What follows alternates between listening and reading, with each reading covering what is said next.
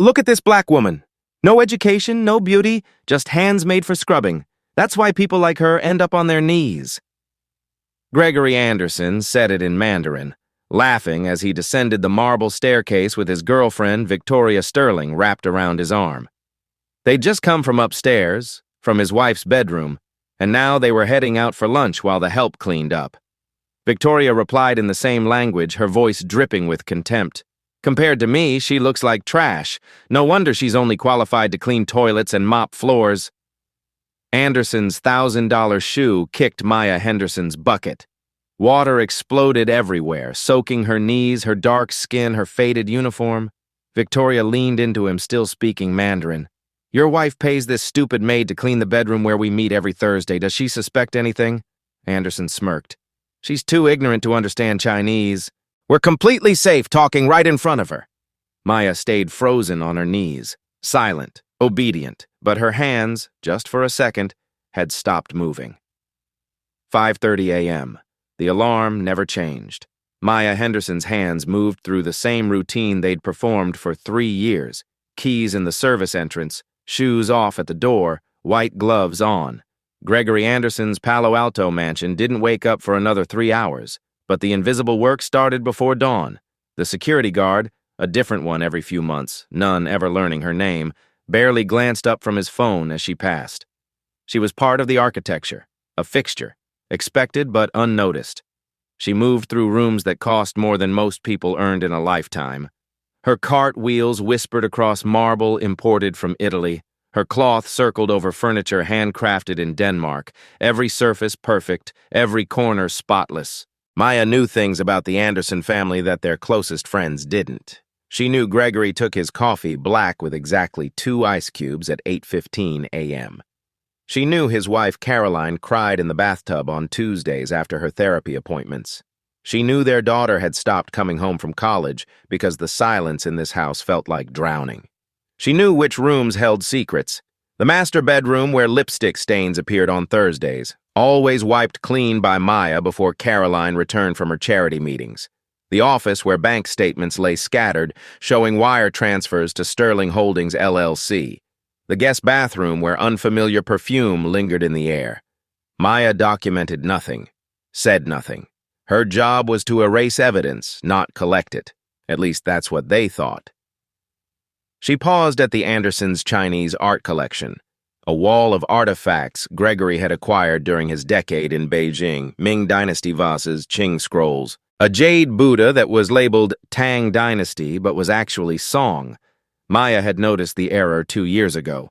Her father, a UN interpreter who'd spent 30 years in East Asia, had taught her the difference. She'd never corrected the label, because invisible people don't have knowledge. They don't have education. They certainly don't speak Mandarin. Maya adjusted the vase 1 centimeter to the left and moved on. Gregory Anderson was 46 years old and worth $4.3 billion. The money came from tech, a cloud infrastructure company he'd built from a Stanford dorm room and grown in Beijing's explosive market. 10 years in China had made him fluent in Mandarin, ruthless in business, and comfortable with a specific kind of power, the kind that came from knowing you were smarter than everyone else in the room. His wife, Caroline Anderson, came from different wealth, old California money, the kind with trust funds and family foundations and last names on hospital wings. She'd married Gregory when he was still hungry, back when his company was just an idea and a pitch deck. Now, 20 years later, she managed charitable donations while he managed empires. They appeared together in Architectural Digest, Forbes, Town and Country, the perfect Silicon Valley power couple. Their Palo Alto mansion sat on 3 acres of manicured perfection, 12,000 square feet, 7 bedrooms, a wine cellar worth more than most houses. Staff quarters that Maya and 2 other housekeepers rotated through, keeping the machine of wealth running smoothly. Gregory split his time between board meetings, investor calls, and the private office where he still coded occasionally, not because he needed to, but because power was a drug and control was the high. Caroline filled her calendar with galas, fundraisers, and committees. She wore designer labels and practiced smiles. She'd learned long ago that being a billionaire's wife meant performing grace while swallowing loneliness. Neither of them knew that their housekeeper understood every word of the conversations they thought were private. Neither of them knew that invisibility was the most dangerous kind of camouflage. The photograph in Maya's locker was faded at the edges, a younger version of herself standing between diplomats at a UN reception in Geneva. She was wearing a Georgetown University name tag, her hair was styled, her suit was pressed, her smile carried ambition. That was 16 years ago, before her husband's car accident, before the medical bills that consumed their savings, before single motherhood and student loan debt, and the slow realization that a linguistics degree couldn't compete with grief and poverty. Maya Henderson, Georgetown class of 2009, graduated summa cum laude, fluent in Mandarin, French, and Spanish, had traded her career for survival. Her daughter needed college tuition, her mother needed assisted living. The bills didn't care about potential, so she disappeared into the invisible workforce. Housekeeping paid cash. No one asked questions. No one checked credentials. Her brown skin and worn clothes told a story people already believed, so she let them believe it.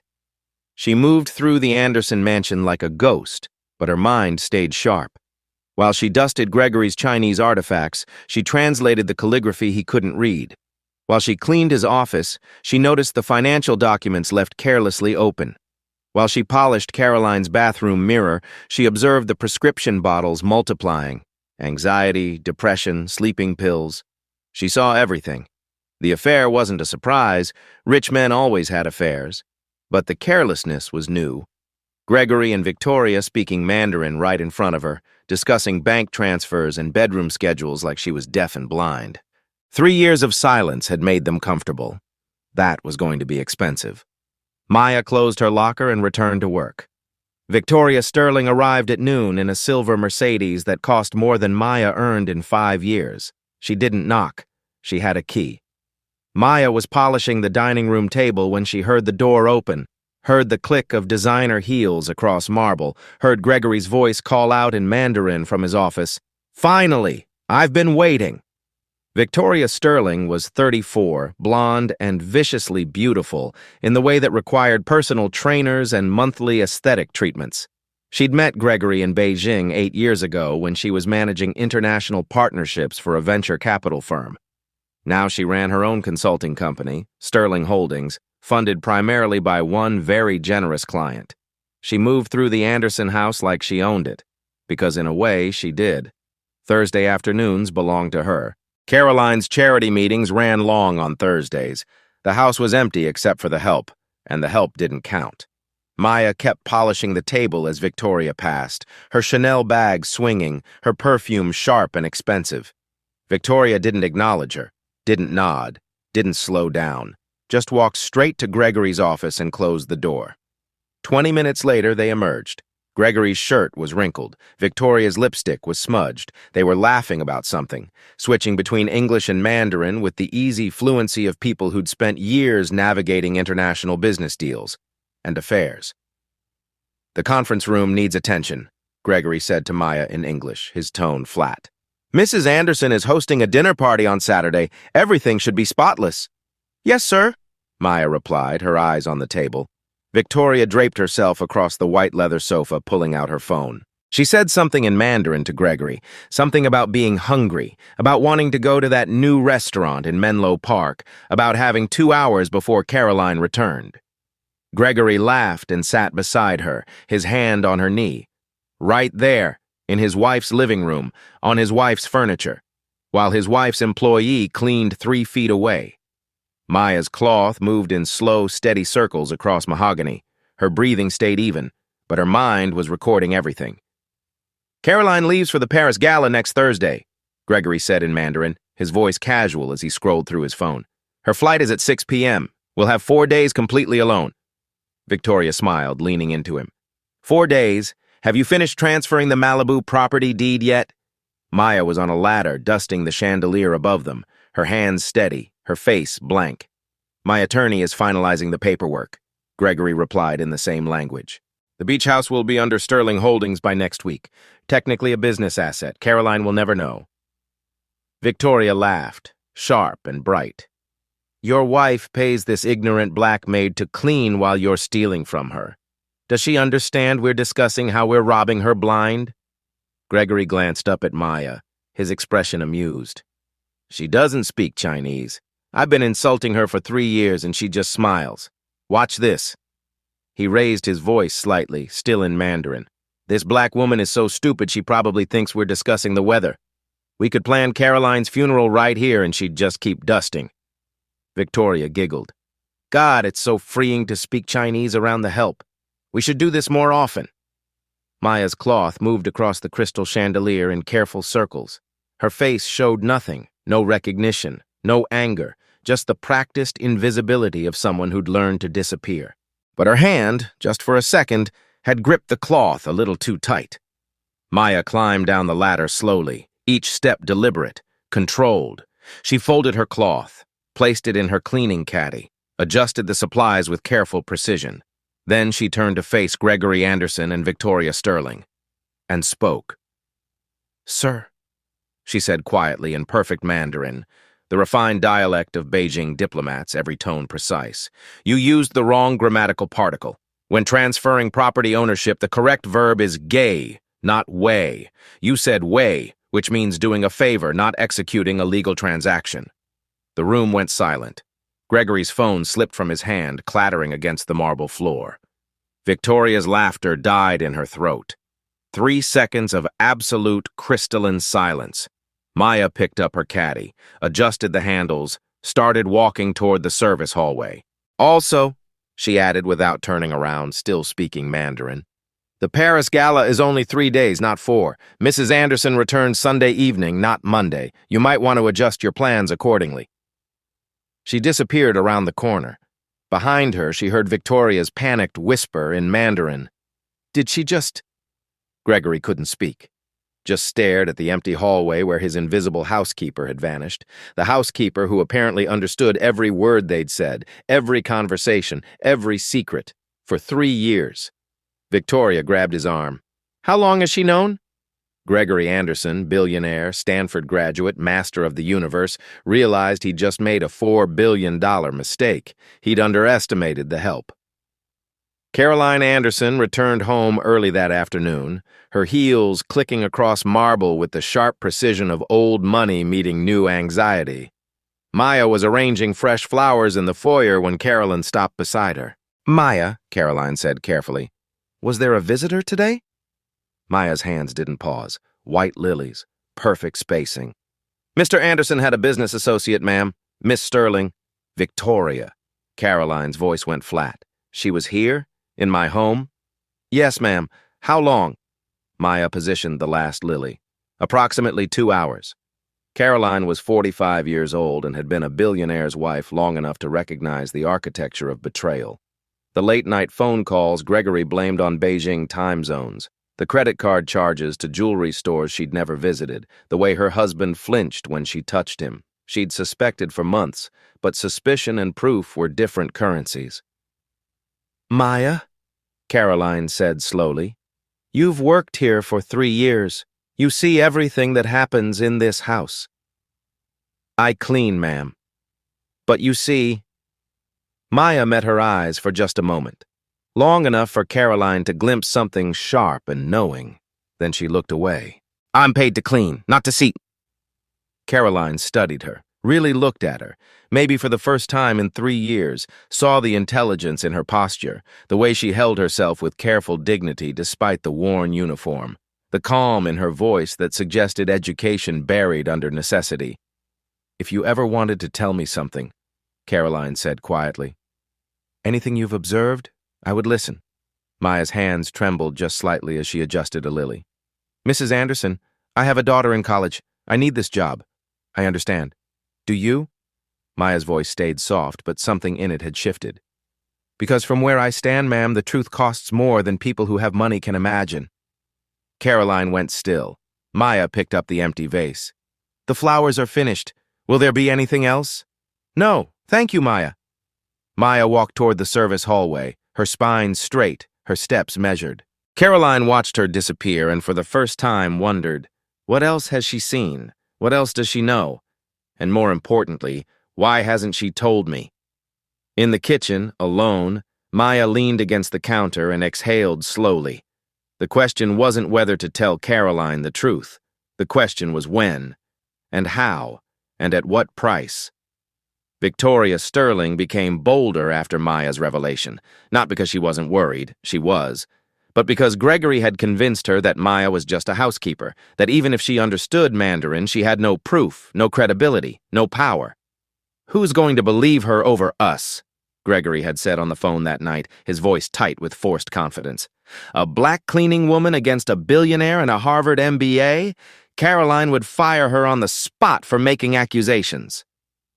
So Victoria kept coming, kept leaving her signature in expensive places. A lipstick-stained wine glass left carelessly on the nightstand, a silk scarf forgotten on Gregory's office chair, a thank you note in the guest bedroom that read "for Thursday" in Victoria's distinctive handwriting. Maya cleaned it all, but now she documented it. Photos on her phone, timestamps, a small notebook hidden in her locker with dates and details.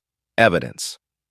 One Thursday afternoon, while Maya was changing the master bedroom sheets, she heard them in the bathroom, the shower running, Victoria's laughter echoing off marble, Gregory saying something in Mandarin about next steps and timing. Maya stripped the bed methodically, found Victoria's diamond earring tangled in the pillowcase, set it on the dresser where Caroline would find it if Maya positioned it correctly. She was folding the fitted sheet when she heard Victoria's voice clearly through the half-open bathroom door. "When are you telling her?" Victoria asked in Mandarin. "After the Paris trip," Gregory replied. "Once she's gone, I'll have my attorney serve the divorce papers. The prenup is ironclad. She gets the Tahoe house and a settlement, but everything else stays with me." "And the black maid? What about her?" "She knows, Gregory. She understands everything. So we fire her, give her severance. She'll disappear." Maya's hands stilled on the sheet. Victoria's voice went quiet. "What if she doesn't?" "Then we make sure she has bigger problems to worry about than our relationship." The shower turned off. Maya finished folding the sheet, placed it on the bed, and walked out of the room before they emerged. In the hallway, she stood very still, her phone in her pocket, her mind calculating.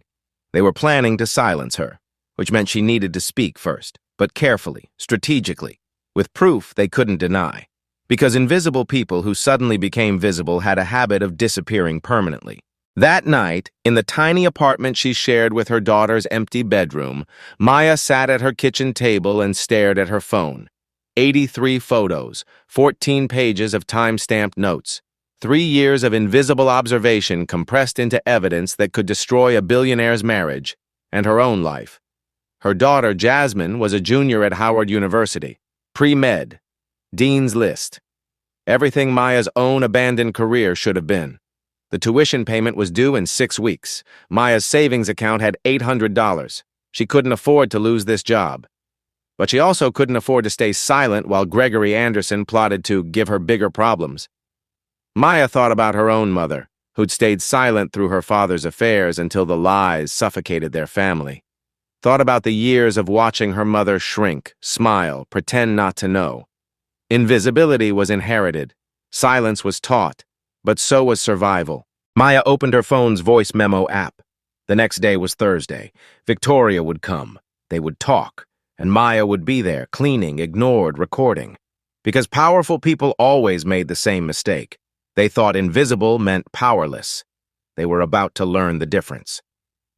Friday morning, Caroline called Maya into the study. "I'm promoting you," Caroline said without preamble. "Household manager. You'll oversee the other staff, manage vendor relationships, coordinate events, $45,000 a year plus benefits." Maya stood very still. "Mrs. Anderson, You're overqualified for cleaning work. I've watched you. You're educated, organized, trustworthy." Caroline's voice softened. "I need people I can trust, Maya, especially now." The subtext hung between them like smoke. "Thank you, ma'am," Maya said quietly. "I accept." What she didn't say, this promotion wasn't generosity. It was strategy. Caroline was positioning her pieces for a war she suspected was coming. What Maya also didn't know, Gregory had similar strategies. That afternoon, Gregory called Maya into his office. His smile was friendly. His eyes were calculating. "My wife tells me you're being promoted. Congratulations. Thank you, sir. You'll have access to more of the house now. More responsibility. He paused. More accountability. Maya said nothing. I'll need you to start logging your hours more carefully, documenting your work. We're implementing new household management software. You'll track every task, every purchase, every decision. He pulled out a tablet. Starting today. Maya understood immediately. Every movement monitored, every action documented. If anything went wrong, missing items, discrepancies, accusations, there would be a digital trail leading straight to her. Gregory was building a case before she could. Of course, sir, Maya said. I'll set it up today. She left his office with the tablet in her hands and a target on her back. Caroline had promoted her to soldier. Gregory had marked her as enemy. And Victoria Sterling was coming back on Thursday. Maya walked to the service closet, closed the door, and exhaled slowly. She was standing in the center of a collapsing bridge, and both sides were burning. Time to jump. The dinner party was Caroline's idea. 12 guests, mostly Stanford alumni and venture capital partners. Important people, influential people, people who spoke Mandarin. Mr. Benjamin Phillips arrived at 7:30, fresh from Shanghai, speaking rapid Mandarin to his associate about factory delays and supply chain issues. The professional translator Caroline had hired was stuck in San Francisco traffic, texting apologies about the Bay Bridge backup. Caroline looked panicked. The evening was off script. Does anyone speak Chinese? She asked the room. Silence. Then Maya stepped forward from her position by the bar. I can help until the translator arrives, Mrs. Anderson. Every head turned. Gregory's wine glass stopped halfway to his mouth. Maya kept her voice calm, professional. I'm conversationally fluent. If it's just business discussion, I can bridge the gap. Mr. Phillips looked relieved. That would be wonderful. We're on a tight timeline tonight. For the next 20 minutes, Maya interpreted seamlessly. Technical terminology, business idioms, cultural context. Her Mandarin was flawless. University level, diplomatic quality, the kind that came from years of study, not apps. Gregory watched from across the room, his jaw tight, his mind recalculating every conversation he'd ever had in front of her. Then came the shift. Mr. Phillips made small talk in Mandarin, smiling at Gregory. How is your lovely wife? I heard she does remarkable work with her foundation. Maya turned to Gregory, her face composed, and translated in English. He asks when your wife leaves for Paris. Gregory's face went white. Mr. Phillips looked confused. No, I asked how she... My apologies. Maya interrupted smoothly in Mandarin, addressing Phillips. I meant to say he asked how she is. Easy words to confuse in translation, similar sounds. But her eyes, for just a second, locked onto Gregory's. She'd done it deliberately. The message was clear. I remember Thursday. I remember Paris. I remember everything. After the guests left, Maya was collecting empty glasses from the living room when she noticed Victoria's silk scarf draped over the back of Gregory's office chair. She picked it up, folded it carefully, and placed it on his desk. Then she wrote a small note in Chinese characters on his business stationery. Zhou Si Kuai Dao Liao. Thursday is coming. She left it beside the scarf.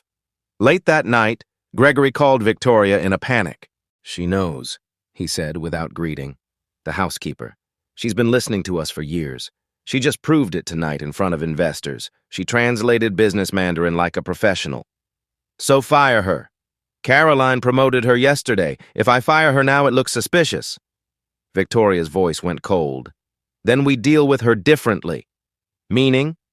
Meaning people who threaten us need to learn there are consequences. Make her the problem, Gregory, before she makes us the problem. Gregory stared at the Chinese note on his desk. Thursday is coming. He picked up his phone and started making calls. Monday morning, Gregory cornered Maya in the kitchen. He switched to Mandarin, his voice low and dangerous. Understanding language doesn't mean understanding consequences. Maya continued loading the dishwasher. I understand both, sir. Do you? Because I think you're confused about your position here. You work for us. You serve us. And people in service who forget their place tend to find themselves without employment, without references, without options. Maya closed the dishwasher and turned to face him. Her voice stayed calm.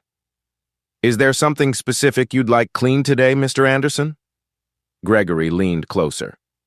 Everything you think you know, everything you think you heard, keep it to yourself. or I promise you your daughter's tuition will be the least of your problems." He walked out. Maya stood alone in the kitchen, her hands shaking. He'd threatened Jasmine. That changed everything. Victoria Sterling sat across from Gregory in his downtown office, her legs crossed, her expression sharp. "Fire her today," she said flatly. "The black maid. She's a liability. I told you, Caroline just promoted her. If I override that, it raises questions. Then make her fire herself." Victoria leaned forward. "Frame her for something. Theft, misconduct. Make it impossible for Caroline to keep her." Gregory ran his hand through his hair. "That's risky. Riskier than letting her walk around knowing everything about us?" "Gregory, she heard us discussing the property transfer. She knows about Paris. She probably knows about the prenup loopholes my attorney found. She's a walking deposition." "She has no proof." "She has ears, and apparently a Georgetown education." Victoria's voice turned icy. "You told me she was just a maid. You said we were safe. We are safe. Then prove it. Get rid of her." That evening, Gregory and Victoria executed the plan. Victoria accidentally left her diamond tennis bracelet, worth $38,000, on the bathroom counter after one of her Thursday visits. She texted Gregory, "Can't find my bracelet. Think I left it there." Gregory replied, "I'll check." He found the bracelet exactly where Victoria had positioned it. Then he carefully placed it in Maya's locker in the staff room, buried under her spare uniform. The next morning, he called Caroline into his office. "I need to discuss something about Maya," he said, his voice heavy with false regret. "Victoria lost an expensive bracelet after her last visit. I searched everywhere, found it in Maya's locker." Caroline went very still. "You're accusing Maya of theft?" "I'm telling you what I found. Did you ask her about it?" "Not yet. I wanted to talk to you first. She's your employee now." Caroline stared at him. "You want me to fire her? I want you to handle this appropriately. If jewelry is going missing, Victoria was in my home? Again?" Gregory faltered. "She stopped by for a business meeting. A business meeting that required her to remove her jewelry?" "Caroline, get out!" Her voice went cold. "I'll handle Maya, you handle your business associate." Gregory left. Caroline sat alone in his office, staring at the wall. She didn't believe the theft accusation, but she also couldn't prove it false. And Gregory knew that.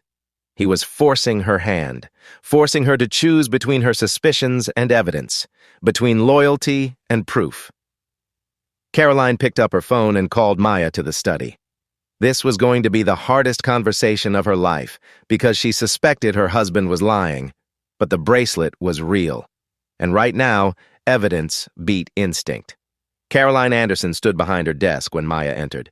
The other household staff were gathered, 2 other housekeepers, the groundskeeper, the cook, witnesses. The diamond bracelet sat on the desk between them like a coiled snake. "Maya," Caroline said, her voice careful, controlled, "this bracelet belongs to Victoria Sterling.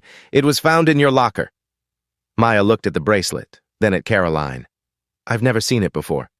"It was in your personal locker, your locked locker. Then someone put it there. Who would do that?" The question hung in the air. Maya could answer it.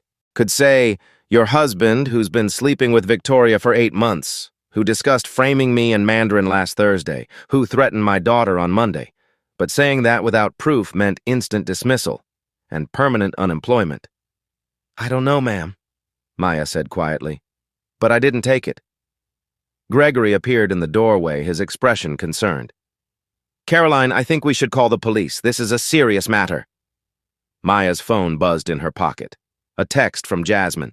"Mom, just got accepted to the summer medical internship in Boston. They're covering housing. Call me." Her daughter's future right there, glowing on her screen. If police came, if charges were filed, if this became public, everything Maya had sacrificed for, Jasmine's education, her opportunities, her escape from the cycle of poverty, would collapse.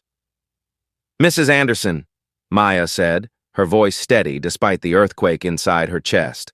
"I have a daughter in college. I need this job. I would never jeopardize that by stealing." Caroline's eyes softened just slightly. "Then explain the bracelet." "I can't. But I can show you my phone records, my bank statements, anything you need. I have nothing to hide." Gregory stepped forward. "Caroline, this is inappropriate. She's obviously lying. We should—" "I'll handle this," Caroline interrupted sharply. "Everyone leave, now." The staff filed out. Gregory hesitated, then followed. Caroline and Maya stood alone.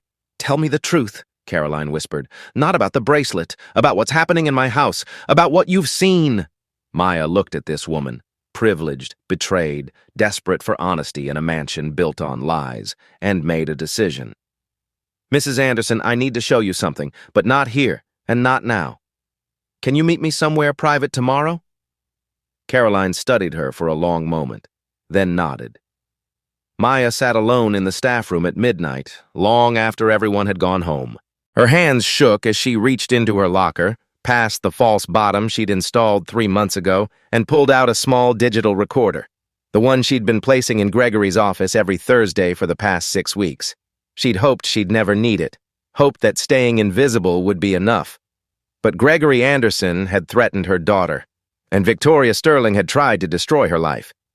Maya plugged the recorder into her laptop and opened the audio files. Gregory's voice. "The Malibu property transfers next week." Victoria's laugh. "Your wife has no idea." Gregory again. "If the maid becomes a problem, we make her the problem." Maya saved the files to 3 separate drives. Then she texted Caroline. "Tomorrow, 10 a.m., Starbucks on University Avenue. Come alone." Caroline arrived at her own study the next morning to find Gregory, Maya, and the head household manager already seated. She'd called this meeting to resolve the theft issue professionally. Maya had asked permission to speak first. "Go ahead," Caroline said. Maya stood, smoothed her uniform, then turned to face Gregory Anderson directly, and switched to Mandarin. Her voice was calm, precise, formal, the high-register dialect of diplomatic chambers and legal proceedings. "On October 3rd at 2:15 p.m. in the master bedroom, you said to Miss Sterling in Mandarin, 'Caroline's Paris flight leaves Thursday at 6 p.m.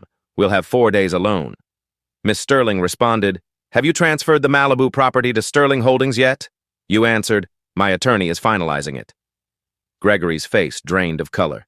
Maya continued, her Mandarin flawless, relentless. "On September 12th in the garden, you told Miss Sterling, 'Once the divorce is finalized, we can liquidate the joint accounts. Caroline will get the minimum the prenup allows.'" Caroline didn't understand the words, but she understood her husband's expression, pure terror. Maya's voice never wavered. "On October 28th yesterday in your office, you told Miss Sterling in Mandarin, 'Put the jewelry in her locker. Make it look like she's been stealing for months. Then we fire her and she can't testify about anything she's overheard.'" Silence. Maya switched to English, now addressing Caroline. "Mrs. Anderson, your husband has been conducting an affair with Victoria Sterling for 8 months. They've been discussing it freely in Mandarin, assuming I couldn't understand.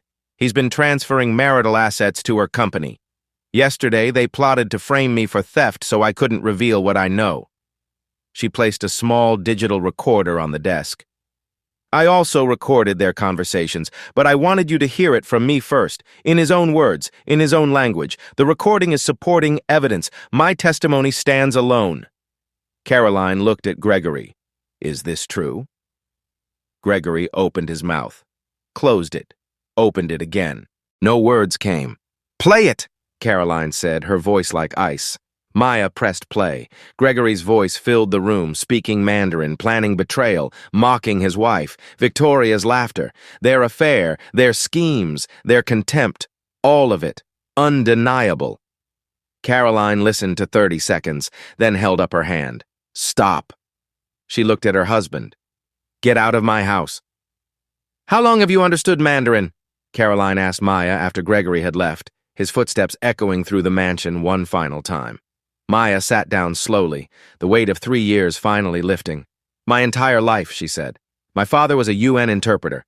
Chinese Embassy, Geneva, New York. He spoke 6 languages. Mandarin was our language at home." Caroline leaned forward. "Georgetown?" "Linguistics degree. Class of 2009. Summa cum laude." Maya's voice stayed steady, but something in it cracked around the edges.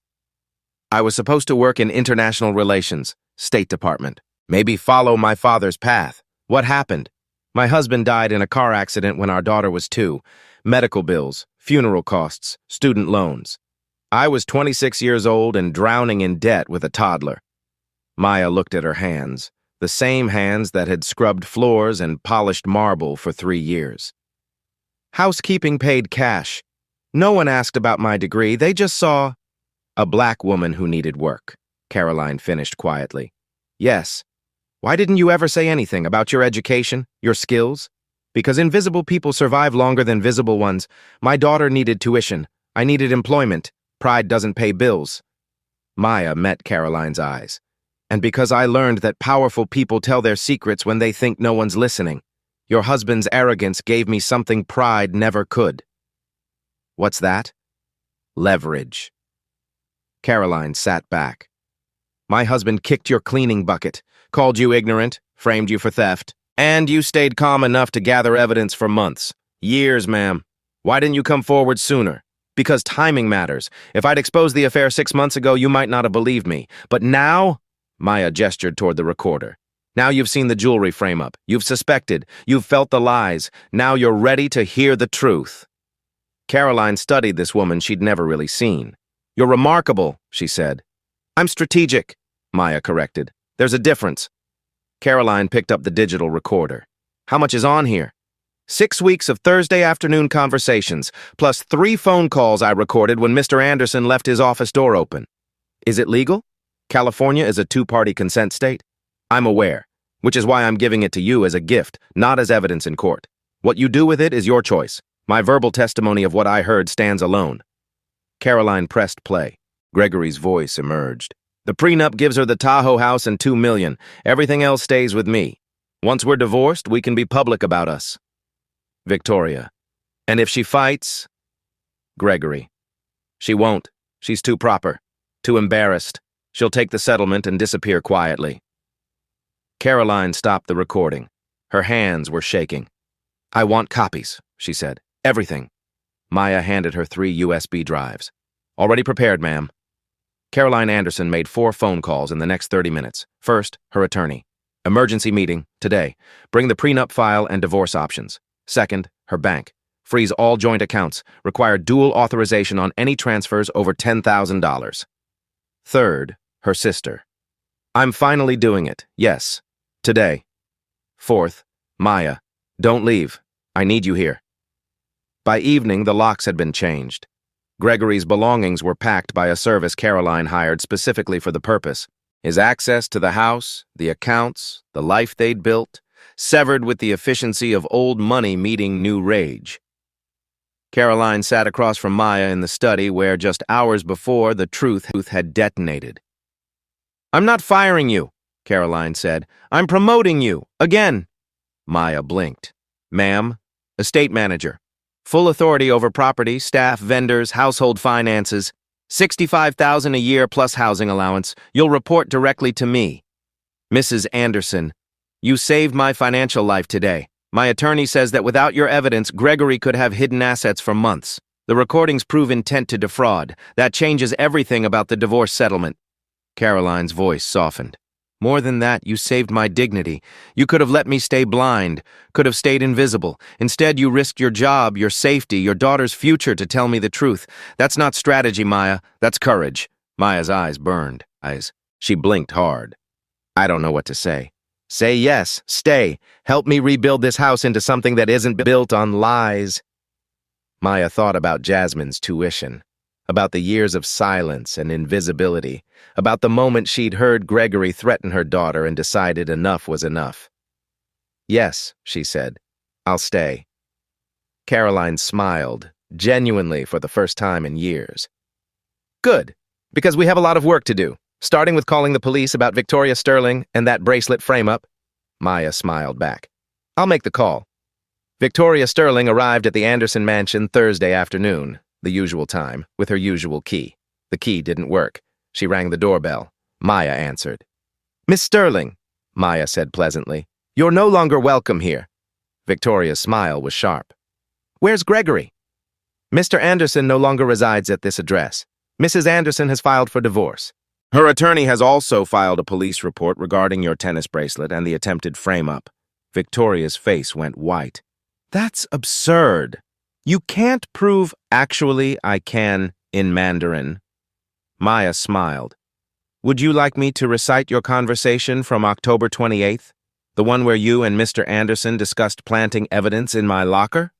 Victoria took a step back. Maya pulled the expensive bracelet from her pocket, the one Gregory had planted. You'll want this back. Consider it a parting gift. She held it out. Victoria snatched it, her hand shaking. You're just a maid, she hissed. I'm Georgetown educated, fluent in 3 languages, and currently the estate manager of a property you'll never enter again. Maya's voice stayed calm. Have a nice day, Miss Sterling. She closed the door. Outside, Victoria stood on the steps, clutching her bracelet, realizing she'd just lost everything. Inside, Maya allowed herself one small, victorious smile. Gregory Anderson's fall was efficient and public. Caroline's attorney leaked carefully curated details to the press: affair, asset hiding, attempted fraud. Tech blogs picked up the story. Business partners at Pinnacle Ventures called emergency board meetings. Stanford asked him to step down from the alumni board. His company's stock dropped 8% in 2 days. Investors questioned his judgment. If he'd been this careless in his personal life, what else had he missed? Maya watched from the study window as Gregory returned one final time to collect his remaining belongings, supervised by Caroline's attorney and a security guard. He looked smaller somehow, diminished. His silver Mercedes, once a symbol of power, pulled out of the driveway and disappeared down the tree-lined street. Maya thought about the moment he'd kicked her cleaning bucket, called her worthless, threatened her daughter. Thought about him speaking Mandarin, so confident in his power, so certain of his invisibility cloak. She didn't feel satisfaction, exactly, just a quiet sense of balance restored. Powerful people always made the same mistake. They thought they were invincible. They forgot that every empire needs invisible people to function, and invisible people see everything. Gregory Anderson had learned that lesson at a cost of $4 billion. Maya turned away from the window and got back to work. 6 months later, the Anderson mansion felt different. Caroline had transformed it into headquarters for the Henderson Foundation, named for Maya's father, the UN interpreter who'd taught his daughter that language was power. The Foundation's mission, supporting invisible workers, housekeepers, janitors, service staff, with job training, language classes, educational grants. Maya ran operations. Her daughter Jasmine came home for winter break and found her mother behind a desk instead of a mop, wearing professional clothes instead of a uniform, speaking at Foundation events about dignity and recognition. "You did it," Jasmine said, hugging her. "You really did it." "We did it," Maya corrected. "Everything I survived was for you." Caroline joined the Foundation full-time after her divorce finalized. She and Maya became unlikely partners. Old money and new wisdom building something that mattered. The staff, the other housekeepers, the groundskeeper, the cook, all received raises, benefits, respect. The mansion was warmer now. People laughed. No one was invisible. Gregory Anderson's name appeared occasionally in business journals, always followed by decline to comment. Victoria Sterling's consulting company quietly dissolved, and Maya Henderson, Georgetown graduate, diplomat's daughter, finally became visible on her own terms. A young woman arrived at the Foundation one Tuesday morning, an immigrant from Honduras who spoke 4 languages fluently but worked as a cafeteria server because her credentials weren't recognized in the U.S. Maya interviewed her personally. "I see you," Maya said in Spanish, then English, watching the woman's eyes widen. "Your languages, your education, your potential. I see all of it." The woman's voice shook. "No one else does. Because you're wearing the wrong uniform. They see the job, not the person." Maya leaned forward. "But here's what I learned. You decide when people get to see the real you. You choose the moment. You pick the time. Being invisible isn't weakness. It's strategy. Until you're ready to be seen. And when that moment comes, make sure you have evidence." The woman smiled. "You sound like you have a story." "I do," Maya said. "And it started with someone underestimating me." Maya's daughter visited that weekend, watching her mother mentor the young woman in 4 languages, building opportunities from invisibility. "Mom," Jasmine asked, "were you really invisible all those years?" Maya smiled. "I was never invisible, honey. I was strategic." She looked at her daughter. "Now ask yourself, who in your life are you not seeing, and what are you missing because of it?" That question changed everything.